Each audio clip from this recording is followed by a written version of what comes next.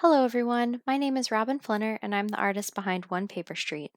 Today I'm going to show you how to apply some foil to your handmade cards. Before I get started, you'll see that I'm sharing all the supplies that I've used here on screen. Don't worry, I also have a link below to all the materials that I've used.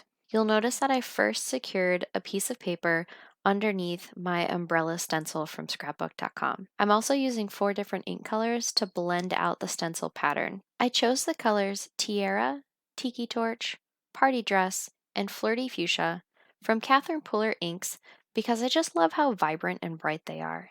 If you're new to ink blending, one of the best pieces of advice I can share is to think about colors that are near each other on the color wheel. Blending colors that are close together on the color wheel will ensure that you don't get a middle muddy color in between the two colors you've selected. For example, I've chosen to blend a yellow into an orange, into a pink, into a purple.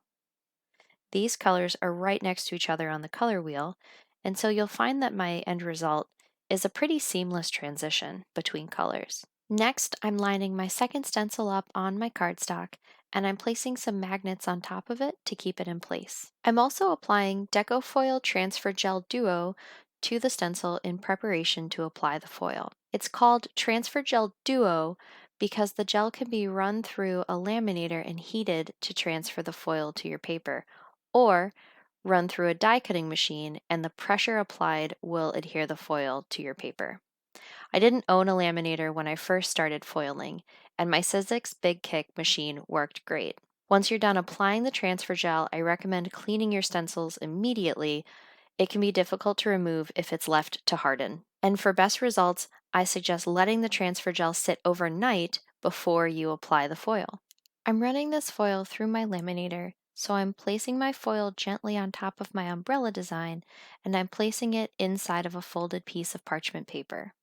Then I'll gently feed it through the machine. If you're using a laminator that doesn't get hot enough, you can always run it through twice. And if you're using a die cutting machine instead of a laminator, I still recommend placing your foil project inside of a folded sheet of printer paper or parchment paper to protect it from scratches and unwanted impressions. Next, I'm pulling the foil off the paper to reveal the beautiful design. I'm placing it on a yellow card base because I think that'll go well with the color of the umbrellas. And I'm also going to add a sentiment on some black cardstock. I'm going to emboss the sentiment, so I've applied some baby powder to my cardstock to remove any static. Then I'm stamping my sentiment using Distress Oxide ink. Distress Oxide ink dries slowly, so it'll work great for blending and embossing. After that, I apply and heat the embossing powder.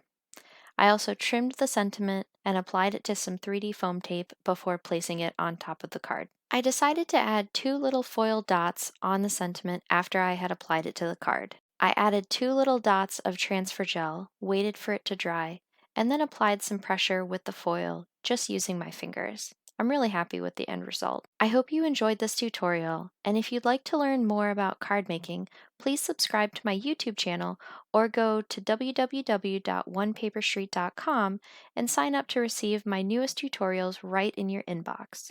Thanks for watching and have a wonderful day.